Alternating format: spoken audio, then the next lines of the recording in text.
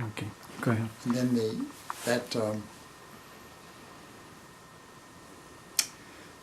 that was my buddy who became my partner, who later did this coup against me, took over the company some 20 years later. He put down $12,500 of cash, and we mortgaged the other part.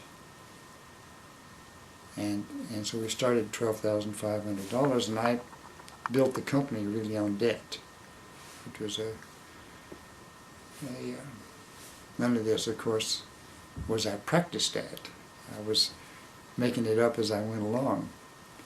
And I was so fiery and enthusiastic that everybody believed me.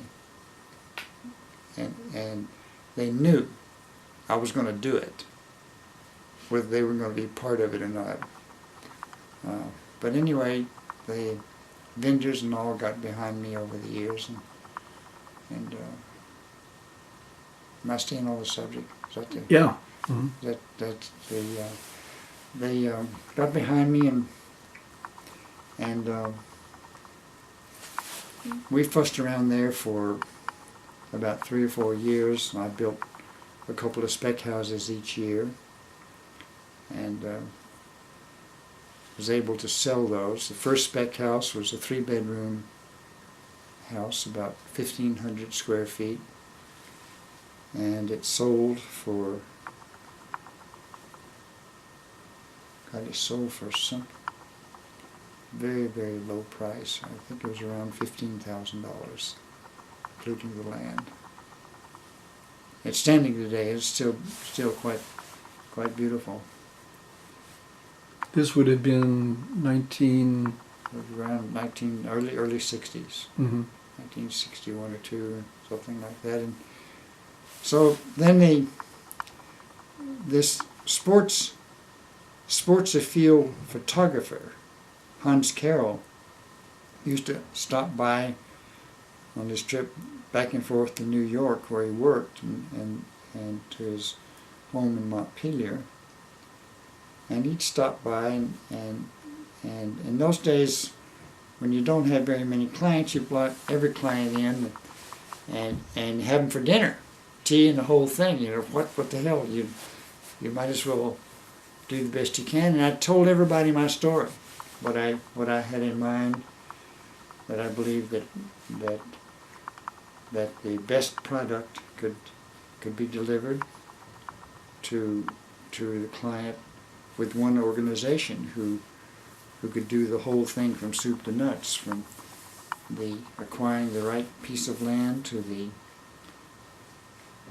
design and construction of the house, to the management of it, furnishing of it, the whole thing. And it became even more elaborate than that in the years go on. But that's a whole nother session we might do sometime. It represents a different approach from your father, because I didn't have that kind of clientele. I didn't have people with money ever. The people that really responded to me were the people with no money. Mm.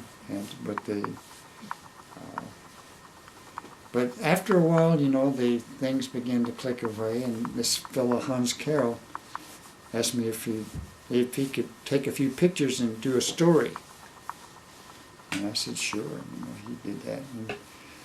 And he sold that story and the pictures, about 3 or 4 colored pages of color photographs and a little story about what I was doing. He sold it to Vermont Life. And in those days, Vermont Life took no advertisement.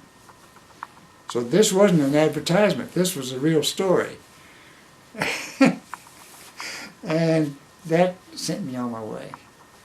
Because Vermont Life had several million people that subscribed to it because it was beautiful. It was right up there with Arizona Highways, which was also a fabulous book of one of the states, and Vermont especially But Arizona's beautiful too.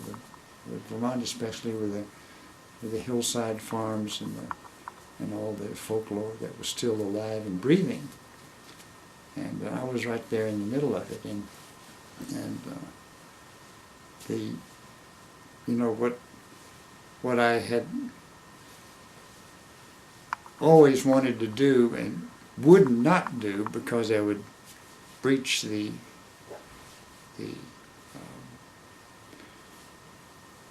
courtesy and privacy of these people that came into my office, and we negotiated deals of these farmers, and they were just epic. Those guys were just epic. To make those deals, and I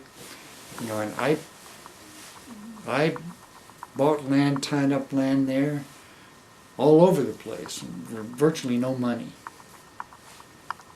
Based on, and it was legal too. We did it all legally, you know, and then as the success began to come, and we had more money, then we could do more at one time. So anyway, it went along, and the first story that Hans put in the Vermont Life was successful, and we were off and going then. And then at the end of, you know, and the other thing I was mentioning the other night is that since we were not only designing these buildings, we had a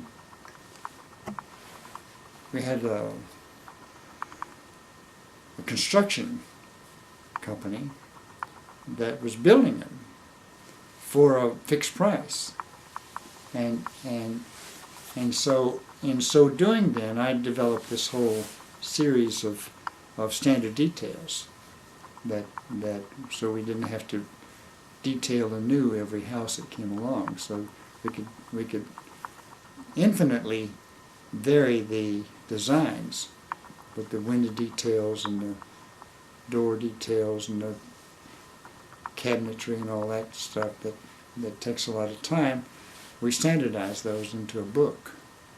And so each foreman had a book of those details, and we would refer to those like that when we do the drawings, and it greatly speeded up things architecturally. So that that was all very very successful, and we went on to you know, really almost invent new kinds of marketing, and because many of our clients came from out of the country, many of which were Americans living overseas that wanted a place homeside to come to, someplace that could be, they were making good money, and they wanted someplace that could be cared for, and even make a little money for them rental-wise. And then the rental program worked in beautifully to the marketing, because we could bring people that might want to buy to live in one of the houses for the weekend, and it just one thing fit beautifully with the other thing, you know. And then out of that we developed summer camp programs, horses and all that, so that the families could come with their kids and give them to us for the whole day, and then come back at night, and the kids would be turned on, the parents would be free to fuss around the Vermont. So everything fit beautifully together. You know, it was a great puzzle, and we were literally the only people in the United States doing this. We plowed the virgin water, this kind of concept. Later, you know, people caught on to that thing and went on with it with